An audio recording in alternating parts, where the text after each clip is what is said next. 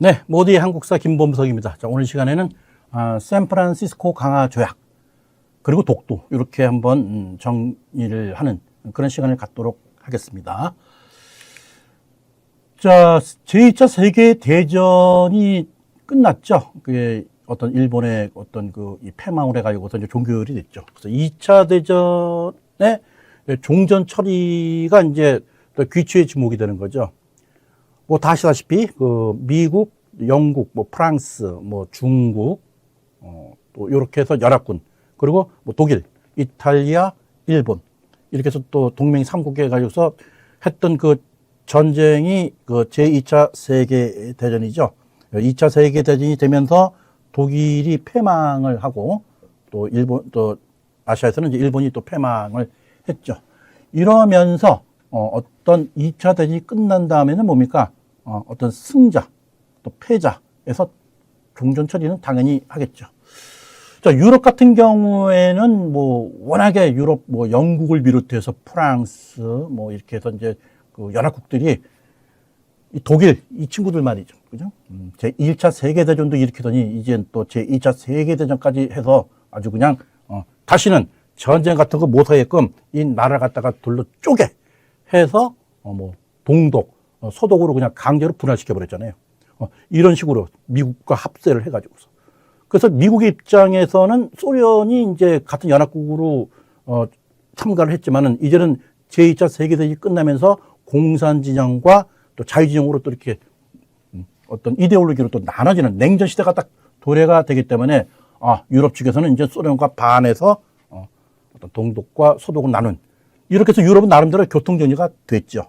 이렇게 됐고 문제는 이렇게 연합국이 다 유럽에 치중이 돼 있다 보니까는 이 아시아 쪽에서는 미국과 연합을 할 수 있는 대상이 없어요. 그런 와중에 소련 공산 또 중국도 모택동에서 이제 공산국가가 됐죠. 야, 이러면 유럽은 둘째치고 아시아에서 우리와 어떤 동맹을 맺고 공산주의와 맞댈 수 있는 그런 파트너가 없구나.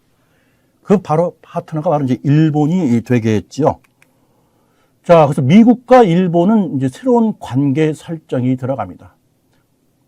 1945년도 8월이죠.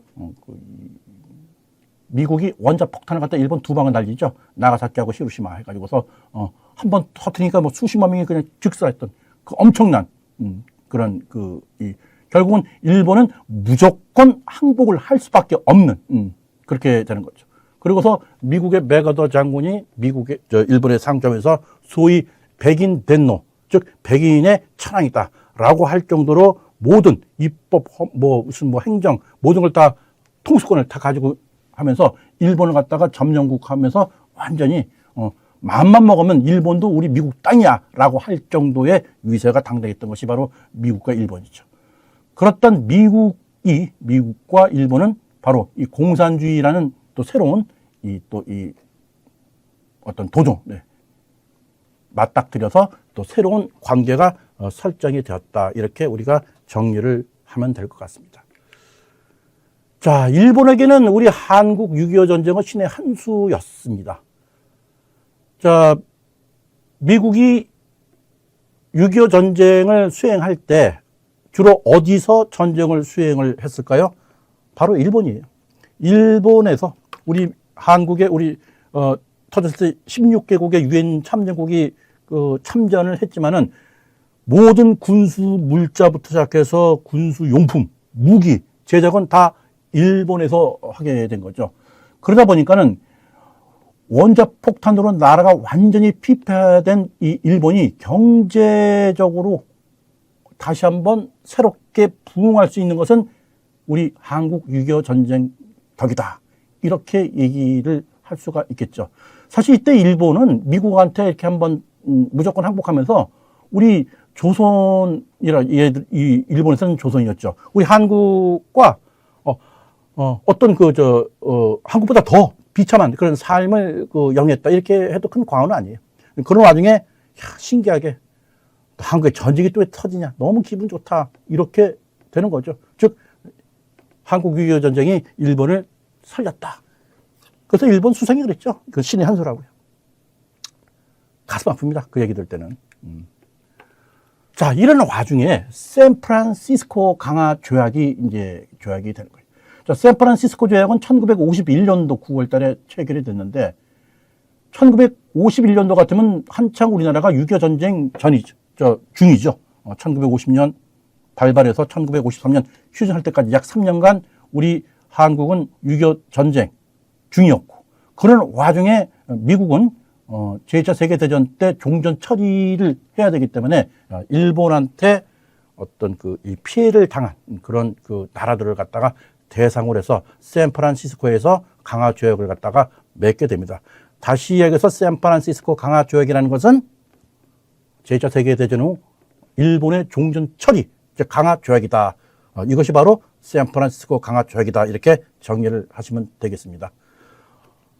교과서에 보시게 되면은 샌프란시스코 강화 조약에 대해서 세밀하게 설명한 부분을 제가 본 적이 별로 없어요. 그래서 이 샌프란시스코 강화 조약은 즉 일본에서 피해를 입은 그런 당사국들한테 어떤 피해 보상 내지는 이제는 더 이상 일본 잘못했으니까는 여기서 모든 걸 다 매듭 짓자라는 것이 바로 강화 조약이다. 다시 한번 제가 강조드립니다. 그런데 여기서 우리 한국은 왜 샌프란시스코에서 강화회의에 초청을 받지 못했어요? 원래 이 대상은 제2차 세계대전 때 피해 당사국들을 다 불러서 전후 처리를 하는 거거든요. 자, 니들 나라, 일본, 사과해, 잘못했다고. 그리고 지금까지 너희들이 전쟁을 해서 강제로 영토를 갖다가 약탈했던 그 땅 다 원나라한테 다 돌려줘라. 이것이 샌프란시스코 강화회의의 초점이에요. 근데 여기서 우리 한국은 초청을 받지 못했어요. 자, 이걸 어떻게 해석을 해야 될까요? 여기의 핵심은, 한국을 초청을 하게 되면은 일본으로부터 피해를 받은 나라 중에 한국이 제일로 많은 피해 당사국 아니겠어요? 뭐 인도네시아, 뭐 베트남, 뭐 대만 다 여러 가지 피해국이 있지만은 우리 한국 같은 경우는 거의 뭐 36년, 뭐 40년 이상 일본의 식민지를 당했던 피해 당사자이기 때문에 다른 나라가 이렇게 피해를 입은 거하고는 결이 달라요. 그러다 보니까는 가장 문제점은 바로 전후 배상금 문제가 가장 문제가 됐던 것 같아요.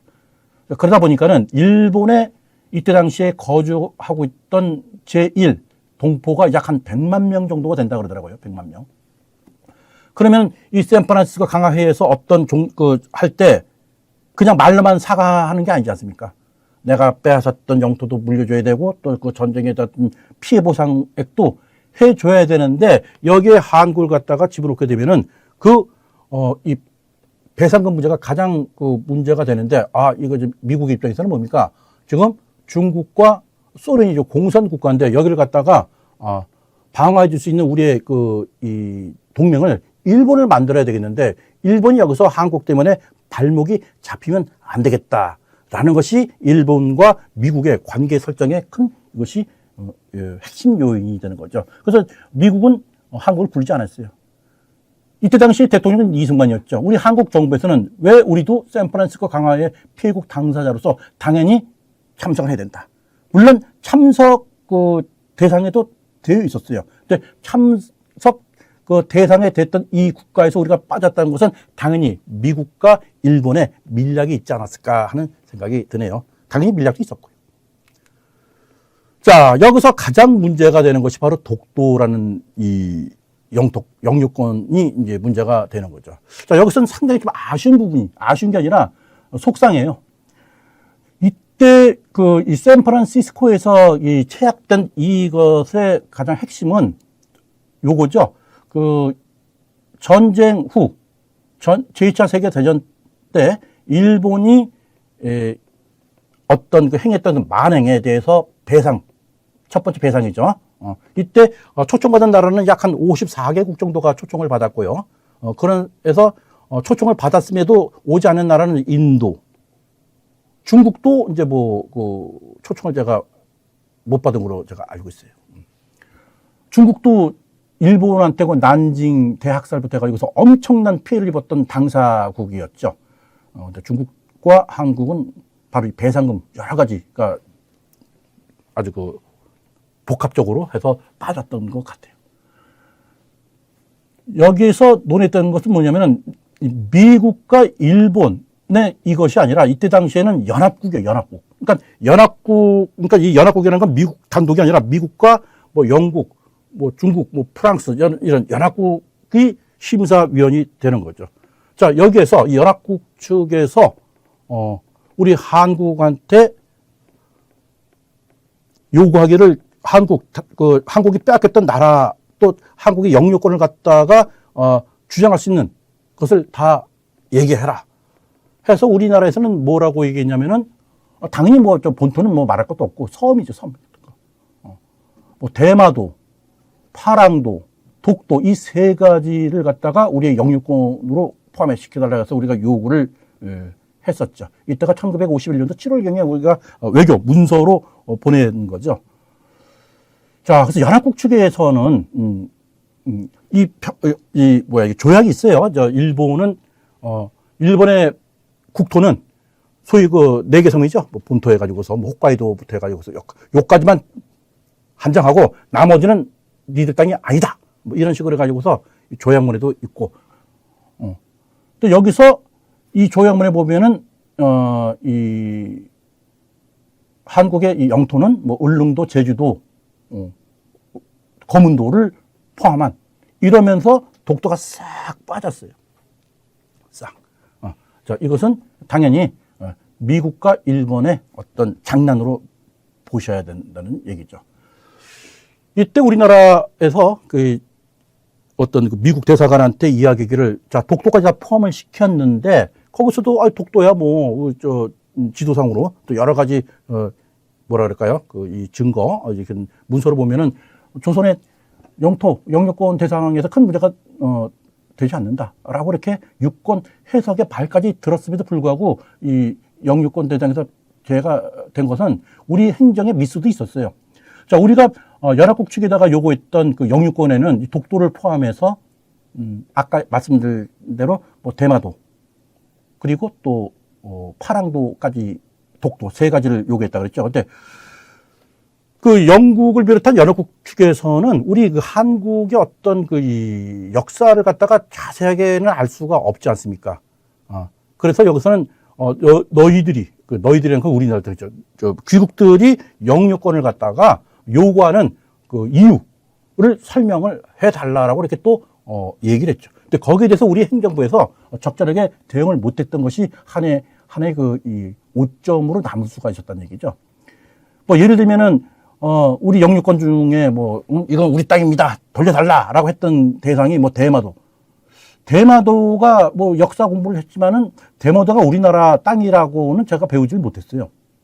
대마도 정벌은 고려시대 때, 조선시대 때 정벌을 했던 세종대왕 때 이종무를 파견해 가지고서 정벌. 이거는 제가 기억이 나는데 독도 자체가 대마도 자체가 우리나라 땅이었다라는 것은 아니었거든요. 근데 이 대마도를 우리 땅으로 달라. 그리고 파랑도도 우리나라 섬이다. 영유권 달라. 그 연합국 측에서 파랑도가 어디냐? 그러니까 우리도 몰라. 이런 건 말이 안 되잖아요. 파랑도 들어보셨습니까? 이호도라고 제주도 남단 끝에 섬이 안 보여요. 이 섬이 바다 표면 지하 한 4m 밑에 있어가지고서 파도가 치고 이럴 때 이렇게 잠깐 모습을 보이는 거기 때문에 이건 물론 옛날에는 이게 육지였겠죠. 근데 간빙기를 거쳐서 이것이 숨이 내려갔는데 이런 보이지도 않는 파랑도를 갖다가 우리 한국의 섬이다. 영유권 달라라고 했으니 연합국 측에서는 이거 이래도 되는 거야? 이렇게 반문이 일어날 수밖에 없는 거죠. 그래, 그럼 파랑도가 어디냐? 죽게 한번 알아봐봐. 그랬는데 답변하기를 파랑도가 어디냐? 그러니까는 행정부에서 제대로 답도 못하고 아마 울릉도 근처에 있을 거죠. 이런 식으로 하다 보니까 말에 대한 신뢰성이 그냥 떨어지는 거죠. 그런 상태에서 독도까지 또 달라 그러니까는 그럼 좋아. 독도가 한국의 땅이라는 섬이라는 것을 갖다가 제시를 하라. 이때도 우리가 그 많은 증거 자료가 있음에도 불구하고 제대로 제시하지 못했다. 결국은 독도는 이 샌프란시스코 조약에서 영유권 대상에서 제외가 돼버린 거예요. 자, 이거 참 너무 가슴이 아픈 얘기죠. 이미 그 전에 이 샌프란시스코 강화조약이 있기 전에 사전 있을 때 독도는 조선의 영유권이 있다라고 얘기까지 나온 마당에 현실적으로 들이미치니까는 거기에 대해서 행정적으로 이 미스가 너무나도 뼈 아프지 않았는가. 아마 이때 당시에 독도를 갖다가 정확하게 우리가 독도 그 노래를 필요가 없더라도 신라자고 이서부 얘기를 포함해서 일본 그 뭐랄까 그저 명치 유신이죠. 메이지 유신 이후에 또 천일 전쟁, 러일 전쟁 시기에 만들어졌던 그 지도만 봐도 독도는 엄연히 우리 조선의 그 영역이라는 걸 다 알 수 있는 것 같다가 제시를 했어야 되면은 이것이 큰 문제가 없을 텐데 그런 것을 갖다가 제시하지 못하고 그냥 무조건 독도 달라고만 이렇게 그냥 징징거렸다 이렇게 표현을 하더라고요. 너무 가슴이 아프죠. 결론적으로는 뭡니까? 이 조약에는 그렇다고 이때 당시 조약에 독도는 또 일본 영토라고도 표기를 안 해요. 즉 독도는 한국 영해 또 한국의 섬 또 일본의 섬이라고 기록도 안 하고 그냥 빠진 상태에서 을릉도, 제주도, 거문도를 포함한 이런 식으로 한국의 영유권을 갖다가 이제 포함을 시켰죠. 바로 일본은 이것 때문에 독도가 빠졌기 때문에 독도는 자기네 땅이라고 하는 근거를 갖다가 마련했다 이렇게 얘기를 하는 거예요. 다 아시다시피 1905년도 을사조약, 1904년도죠. 이 동안 러일 전쟁 때 이 독도가 일본의 전진 기지였잖아요. 그리고 1905년에 바로 일본은 러일 전쟁에서 승리를 함으로써 이 독도를 갖다가 자기네 일본 땅, 영역으로, 시네마현으로 딱 행정고시를 한 거죠. 근데 그 전에 우리는 고정 때 뭡니까? 이 독도를 갖다가 우리 행정 단위로 포함을 시켰던 왜 그런 것을 갖다가 제시를 못 해가지고서 이런, 분란을 했는지 저도 이해할 수가 없어요. 물론 지금 우리나라가 독도를 갖다가 실효, 지배를 하고 있기 때문에 큰 문제는 안 되는데, 우리 좀, 진짜 말이죠. 너무 하루하루가 바쁜 세상에 이런 것 갖고 신경 쓰니까 짜증나고 열받잖아요. 그래서 하는 얘기예요. 결국은, 미국이 그렇게 입김을 하니까 이게 결국 뭡니까? 미국은 일본을 갖다가 좀 감싸주는 그런 입장이고. 그러다 보니까 미국에서 장난 많이 쳤어요. 미국에서, 독도는 일본 땅이다. 라고 한국 정부에다가 뭐 러스킨 존 러스킨인가요? 그 달래스 미국 대사가 이 극비리에 한국 정부에다가 이런 식으로 뭐 보낸 것도 있어요. 근데 이것은 공식 공문이 아니죠. 모든 공문은 미국이 아니라 연합국과의 합의된 사항이 최종적으로 이렇게 확정이 되는 거기 때문에 미국이 개인 어떤 그 1대1로 한국 정부에 보낸 것은 그건 공신력이 없습니다. 하다 보니까는 미국 연합국에 의해서 만들어진 어떤 모든 데이터를 보면은 독도는 분명히 우리 한국의 주권의 영유권 대상에 포함이 돼 있는 거죠. 근데 그것이 샌프란시스코 강화조약에서 미국이 짝짝짝 내서 빠뜨렸다. 일본은 그것을 비밀해서 일본은 우리 땅이다라고 좀 떠들고 있는 거죠. 그래서 우리가 독도가 왜 영유권 대상에서 제외됐는가는 정확히 우리가 이번 기회에 좀 알자. 즉 독도는 영유권 대상에 제외됐던 이유는 우리 정부의 어떤 적극적인 어떤 해결, 즉 대응이 부족했다라는 것이 맞아요.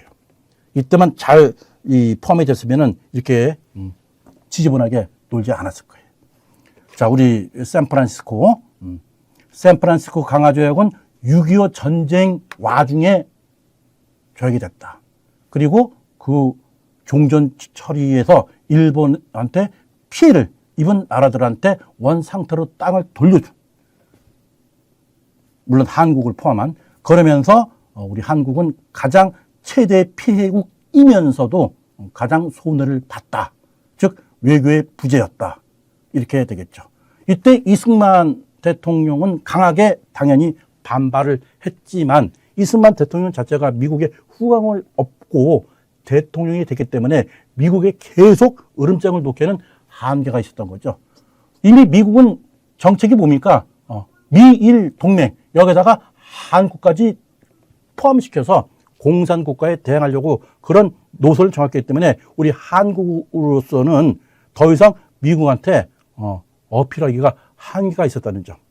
이것이 바로 샌프란시스코 강화조약의 어떤 면목이다. 이렇게 볼 수 있겠습니다. 자, 오늘 이 시간에는 샌프란시스코 강화조약과 독도가 영유권 대행에서 제외됐던 점에 대해서 그냥 나름대로 정리를 해 보았습니다. 자, 모대 한국사 김범석이었습니다.